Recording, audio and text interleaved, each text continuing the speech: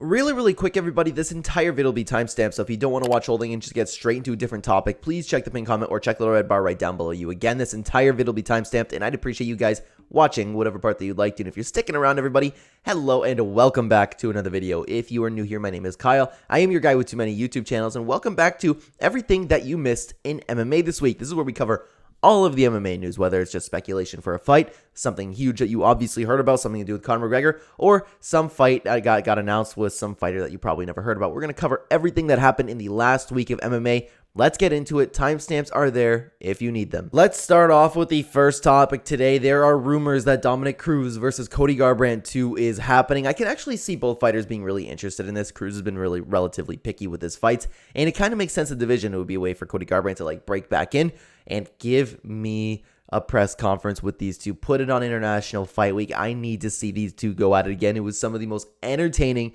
MMA build-up, interviews, whatever you want to call them, that I have ever seen. I would be so excited for this. Give me Dominick Cruz versus Cody Garbrandt. I actually think Dominick Cruz would really wipe the floor with him this time around. Moving on really quickly, if you guys haven't seen it, Nikolas Motta is out of UFC 287. This is unfortunate, but you know what? There are worse fights that could have been canceled from the card, to be honest with you. Moving on, news that happened a little bit earlier this week. Marvin Vettori ended up in a brawl with a bunch of random people somewhere. I don't know the story behind it, but there was a little bit of footage of Marvin Vettori just going crazy with some people. So Angry Marvin doing what Angry Marvin does. And I don't think, as far as I know, nothing came from it. It was just kind of funny to see. Anything Vettori does is kind of funny to me. Moving on to a little bit of a serious topic, though. There is a horrible situation over at the last Fury event where a fighter was being choked unconscious and then was just laying there, and the ref was standing there not doing anything. If you are really into the MMA world, I'm sure that you heard about this that night that it happened, the day after. People were going absolutely nuts about it because obviously the refs are there to, if a situation like that happens, they're there to protect the fighter. And then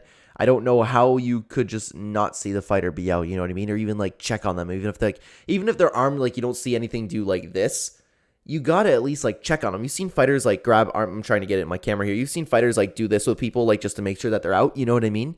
I don't know what happened there, but man, that can't happen again. That's just playing with people's lives. Something a little bit more uplifting is Donald Cowboy Cerrone is being inducted into the Hall of Fame. And I gotta say, out of all the people in the Hall of Fame, this dude is right up there with deserving it. He brought a whole new meaning to anyone, anytime, anywhere. And I, back in my old MMA days where I was just starting to get into the sport, I really loved watching Cowboy fight because Cowboy, there was a 1 month where he fought at 3 weeks out of the month, and that was insane. It was Donald Cowboy Cerrone's fighting again. I just remember it was that whole time where he fought Miles Jury. You know what I mean?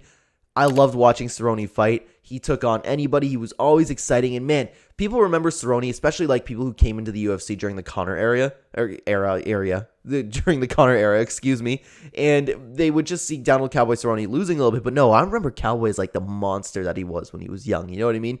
He's just totally deserves this. I'm so happy for him. He's a real Hall of Fame candidate. I'm so happy for him. Moving on, as you guys know, Alex Perez pulled out of his fight last week, and he's been pulling out of so many fights now. He did reveal that it was due to seizures, so obviously he did have to pull out of the fight, and unfortunately that stuff happens. But man, this dude has been canceling a lot of fights, but this one I understand. Totally get it. Totally fair to pull out due to seizure, right? Moving on to the next topic, Marlon Vera spoke on his loss, and he actually didn't have much to say. It was and I have to be careful with my YouTube words, right? Where it's hey, you know what? This stuff happens. Crap happens. I just couldn't get going. And that was pretty much all that he had to say about it. And you know what? Sometimes that's all you can say about it, right? He couldn't get it going. I have a feeling it's he was actually kind of fighting like he always does, just wait to get that big shot. But I was Sandhagen won't be there for that shot. He's going to be too elusive, and he's going to pick him apart. And regardless, even if Marlon does catch him, he has an insane chin, Corey Sandhagen. So I was not surprised that fight went down the way it did, but Vera, hope he bounces back well. Moving on, we have Paddy Pimblett versus Jared Gordon 2 potentially, and I really mean potentially, in the works. These two were barking at each other a little bit. Paddy opened up about having a rematch with this dude, saying, I'm going to wipe the floor with them, and it's going to be really fun if these two have a rematch, because obviously everybody thinks that Paddy Pimblett lost that fight and he was gifted a decision. That'd be a fun build up, and it'd be a good way to get Jared Gordon's name up too. And I would actually really be down to see this rematch. I don't know when it would happen. As far as last time that I have heard about Paddy Pimblett, he was talking about coming back after summer. So maybe this one's a little bit down on the horizon, but still really interesting. Circling back to Marlon Vera, he opened up about his next fight and who he wants it to be, and he wants it to be Petr Yan. Give me this fight, UFC and Dana White. Please, please, I would love to see this fight, Petr Yan versus Marlon Vera. There's nothing but chaos there. Give me it. The matchup is incredible, and it makes total sense in the division. Another fun matchup that is in the works, according to Paulo Costa. Paulo Costa versus Khamzat Chimaev is the next fight that the UFC is working on. We haven't heard much from Khamzat Chimaev's side besides, hey, I'll fight anybody. Give me anybody. I just want to get the title. I'll fight Alex Pereira. You know what I mean? So we're not getting much from him but Paulo Costa said that this is the fight that the UFC is working on. I don't know if they actually offered him a contract yet. Regardless, give me this fight. The build-up will be absolutely insane. It will be interesting to see Khamzat Chimaev take on somebody like Paulo Costa with that strength and with that takedown defense that he'll have. It's going to be interesting to see. I don't know how this one will go. I would pick Khamzat Chimaev because he already has kind of proven himself in middleweight. He steamrolled Jack Hermanson even just in grappling. Dude is huge. It's going to be an interesting fight regardless, and it makes sense for the division, honestly. Moving on to the next topic, Carla Esparza is pregnant, and the whole reason that I'm talking about this in MMA news is she is going to be out for a very long time, probably. I actually don't know how long it takes to bounce back from a pregnancy. It's interesting. We just saw the fighter who fought Holly Holm, and her name's escaping me at the moment. My apologies. It didn't look good. When fighters have babies, they don't look good. Look at Miesha Tate. Look at Juliana Pena. She had that one win against Amanda Nunes, but still, not the best fighter. And it's probably not going to be good for her. I would imagine her career is ending. Moving on to the next fight, Derez Belda versus Gabriela Fernandez, June 17th. I know people have been very high on Gabriela Fernandez. I am kind of excited to see her fight again. Regardless, it's an interesting fight for the division, and I would like to see it. I don't have too much else to say about it, but that June 17th event is looking pretty good so far. Apparently also in the works, Merab Dvalishvili versus Umar Nurmagomedov is in the works, and man, it sucks for Merab because obviously he's not going to fight Aljamain Sterling, but this is the logical next step. Give him somebody way down the rankings and hungry for a big fight. And if Merab beats him, we don't know where we're going to go from there. Maybe Aljamain Sterling move up to 145 pounds. Regardless, this fight doesn't make sense, but it does make sense. Does that make sense? Because who are you gonna give Merab? You know what I mean? You don't want to kill him. You don't want him to kill Corey Sandhagen. I don't know how that fight would go, but you don't want to have that potential to be there, then you won't have anybody new for Aljamain Sterling besides Sean O'Malley. So give him Umar Nurmagomedov. I'm sorry, I'm rolling off my tongue here, these two words. Regardless, Umar, actually, he has the grappling skill that he'll be able to hang with Merab, but we don't know if Merab's pressure will get to him. So it's going to be interesting to see that fight. I don't know who would win it. I'd pick Merab, but I'm not too sure yet. Moving on to the next topic, Bellator 297 has been announced on June 16th and is Nemkov versus Romero. Yoel Romero is returning, challenging for gold, and Sergio Pettis versus Pitbull. I am a big Sergio Pettis fan. Absolutely love watching that guy fight, but still, I really like Pitbull too. These two are going to go at it, and I don't know who would win. Pettis is coming off a really horrible injury, so I would lean towards Pitbull. But if Pettis was not injured, I'd actually lean towards Pettis.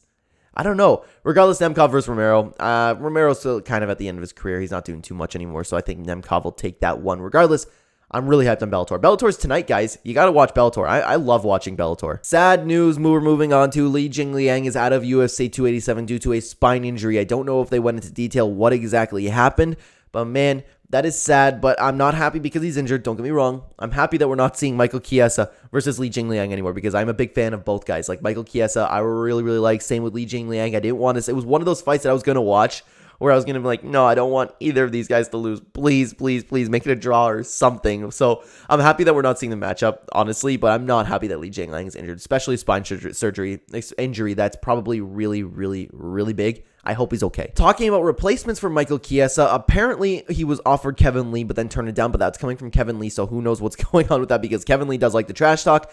I'm taking that with a grain of salt. And Nico Price also threw his name into the mix. He's down to step in on short notice, but we haven't heard anything since. Hopefully, we don't hear any updates to this while the video is processing because YouTube has been really slow at processing videos lately. So if there's an update for that, that's why, because I didn't get this video out soon enough. Something else very random and interesting. Bilal Muhammad had a meeting with Dana White, and then he posted a picture with them two looking pretty happy together. They were hugging. They were wrapping their arms around each other like, hey, we just had an awesome meeting. But then Bilal posted and said, don't believe everything that you hear. So it's good to see that these two are on really good terms, especially with Bilal, somebody who is probably a little bit bitter, understandably bitter, don't get me wrong, because Colby Covington's getting a title shot before him. Maybe Dana White said, hey, you beat Shavkat, and then you're guaranteed the next title shot. I don't know what went down. Maybe he got a pay raise. Who knows? Regardless, it's nice to see that these two seem to be on good terms. Moving on to some Ian Gary news. He has a game plan for the entire year. He wants to finish Daniel Rodriguez because they're fighting, right? He wants to beat a ranked opponent on the McGregor pay-per-view, then headline UFC Dublin, hit with Ian Gary versus Jorge Masvidal. You know what? I can see this happening. I can see this happening, especially if he continues the way that he's going about it. I don't know, like the headlining UFC Dublin against Masvidal is a little bit far-fetched. Why wouldn't you have Conor McGregor there? But still, you never know what if Conor McGregor wants to retire after next fight. Who knows what's going to happen? I don't think he will. But still, it's good that he has this game plan. And it'd be really cool if it did come true. It's just a little far-fetched to make it actually come true. Moving on, got a fight announcement. Tatsuro Taira versus Clayton Rodriguez on June 24th. Solid fight. Love to see it. Same with Maria Oliveira versus Diana Belbita, UFC 289. I know a lot of people have really liked Maria Oliveira, myself included. Been really cool to watch recently, and I'm excited to see her perform again, right? UFC 289. The UFC 289 is looking like it's going to be a really fun card. We're moving on to still fight announcements. Tim Means versus Alex Morono, May 13th. Love that fight. I'm a big fan of Tim Means. Alex Morono, always fun to watch too. Looks like that guy. That guy is the guy to call stepping in on a fight. Regardless, he's going to have a full training camp for this fight, which is really nice. And Tim Means at the end of his career, but always exciting. I am so down to see Dirty Bird. Hopefully he wins again. I'm a big fan of Tim Means, but I also like Alex Morono. Don't get me wrong. I just would cheer for Tim Means a little bit more. And lastly, we have Jake Matthews injured. Gabe Green and Brian Battle is now set for May 13th. Gabe Green, Brian Battle, two guys that are very exciting. So this is still a really good matchup in my opinion, especially anything to do with Brian Battle. So far, so good in his career. Had a little bit of a hiccup running into, I think it was his last fight. Regardless, always fun to watch. Can't wait to see him perform again. Moving on, Tai Tuivasa is ready to return to action. He posted a video. I don't know if I've watched it regardless. I've seen it floating around. But regardless, Tai Tuivasa ready to return. He said something along the lines of showing these heavyweights who the true exciting heavyweight is. I don't know. Don't take my word for it. Whatever exactly it was that he said. Regardless, he is ready to come back and perform. So it looks like we're going to get Tai Tuivasa news soon. Two UFC fighters were cut from the UFC. Rafael Alves and Mana Martinez. I kind of understand Mana Martinez. Well, you know what? I understand both of them. But Mana Martinez was exciting. And Rafael Alves, I really enjoyed watching. I'm a little bit sad about this one. I wish them the absolute best in whatever they choose to do after this or whatever organization they choose to go in. I really liked watching Rafael Alves fight. Really good, but like not good for the UFC, but really good fighters. I enjoyed watching them. So thank you. So if they happen to come across this video, which they definitely won't, thank you so much for your entertainment. Moving on to some random news. Motivated Conor McGregor is back. I don't know if Conor McGregor had an interview or something, but this quote was all over the place where he's like, why would I not want to compete? The hunger is back. And he's regardless, like he is ready to come back and he's training and he's truly hungry apparently. So Motivated Conor, the mythical creature, he's back. Maybe he's going to steamroll Chandler. Who knows what's going to happen. Blake Builder is back versus Kyle Nelson at UFC 289. Another awesome fight being added to UFC 289. I'm really looking forward to that card. It's looking like it's going to be great. And one more big fight announcement for right now. Ilia Topuria versus Josh Emmett on June 17th. I'm sure you guys heard about this one, but oh my god, this one is asking for fireworks. Guys, I know a lot of people are hyped on Ilia Topuria, myself included. He's looked fantastic so far. I don't know if I love this matchup for him. I don't think he's going to steamroll Josh Emmett like he has everybody else. I think he'll win, but Josh Emmett, man, he has that fight-changing power, and he showed it against Yair Rodriguez. I can see them, like, getting into the pocket somewhere together, and then, like, I don't know, Josh Emmett just clipping him with one shot. My gut is telling me that Emmett might pull this one off. Regardless, a very fun fight, and it's 5 rounds, too. Moving on, we got Jack Della Maddalena news. He news about his next fight. He has a contract that has been sent out for 3 top 10 opponents. This is really cool. This is really cool. We're firing him into the top 10. This dude is on an absolute tear. I cannot wait for him to perform again. I kind of wonder if it's Wonder Boy, but I'm not sure. We'll talk a little bit more about Wonder Boy in a few sections here. For now, let's talk about Jorge Masvidal, though. So Jorge Masvidal has been coming out and said that he has a feeling and he has some insider information that Colby Covington doesn't have the next title fight because the fight's not set in stone. If he beats Gilbert Burns, he is going to get the title fight against Leon Edwards.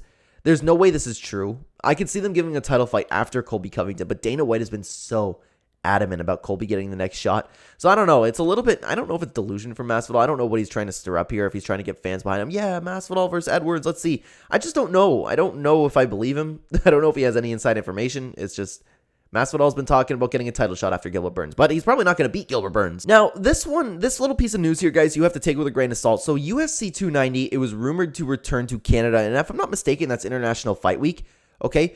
And the thing is, there's been reports all over the place saying that this isn't a thing anymore. They're not going to Canada, period. And some of that's not been credible. So this is just something to keep your eye open for. They were looking into Canada, apparently, but then that might not come true. I apologize, but that's exactly what's going on. There's announcements, hey, you know what? It's going to be in Canada, and then some people are saying, no, it's not. So Who knows what's going to happen? I'm a Canadian. I would like to see it in Canada. Moving on to the next fight, we have Matt Schnell back, and he's taking on David Dorvik at UFC 290. UFC 290, another awesome fight getting announced. Matt Schnell, always exciting. Moving on, speaking of always exciting, Brian Ortega is looking to return. It looks like that he's finally taking care of his injuries. Well, he has been taking care of his injuries, but he's finally looking to come back. He's been barking. He's been talking about a little bit of names. He's willing to fight some people. He doesn't know exactly who he wants to come back and take on. But Brian Ortega has been doing some interviews. He's almost ready to fight, which is very exciting. Hopefully, we see him sooner than later. Moving on, Justin Gaethje is still pushing for that fight against Dustin Poirier. He's been talking about, again, it's just the same stuff that you've been hearing. Justin Gaethje said that it makes sense for the division. He wants that fight back. It's something Dustin Poirier should want. He really wants that fight. Justin Gaethje would get him closer to the title.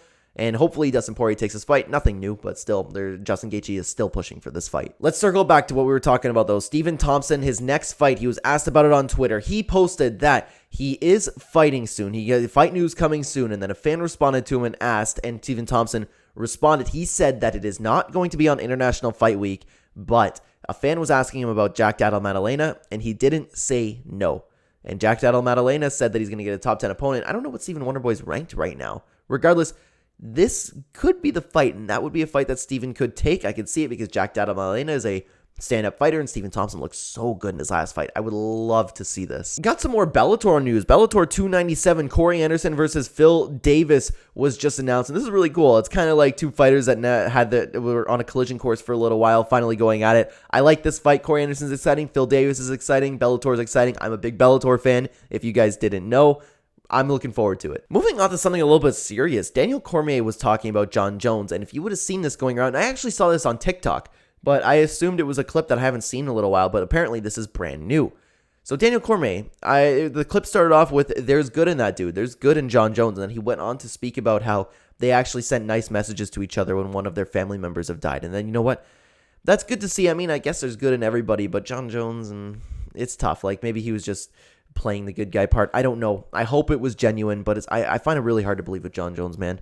But Daniel Cormier, it's nice that he sent a message over to Jon Jones. It's just a nice that no matter whether it was genuine or not, it's nice that they did send it to each other, and they're not exactly burying the hatchet. But still, it's cool to see that these two have not made up. It's just something nice came from it. You know what I mean? Let's move on to some more uplifting news, though. Nate the Train is back. Nate Landwehr is fighting Dan Ige at UFC 289. Oh my God, this one's asking for fireworks. Nate the Train's always exciting. I'm a big fan of Dan Ige, but I'm also a big fan of Nate the Train now. I love watching both these guys fight. I don't want to see either guy lose, but I gotta say I might be on the Nate the Train hype. I might want to see him win just a little bit more. Regardless, can't wait for this one. Both these guys have a recipe to make for such an exciting fight. These two wanted to fight each other, and they wasted no time. This is such a good fight. I cannot wait for it. Moving on again, we have some power slap news. Tim Sylvia, the retired MMA fighter, moving on to power slap. We don't know how that's going to go, but hey, it's news with an MMA fighter. But guys, that is all of the news I have for you today. We do this video every single Friday, so subscribe if you are new here. And if you watch the whole thing, if you watch any little part, I appreciate you being here. Subscribe to have everything that you missed every single Friday right on the screen right now. We have a full card breakdown and prediction for Israel Adesanya versus Alex Pereira 2. Also, a full UFC 290 card builder video that I did. If I was in charge, I would make the video from scratch. So if you guys are interested, take a look at them. They're on screen for you right now. Thank you so much for watching, everybody. Take care.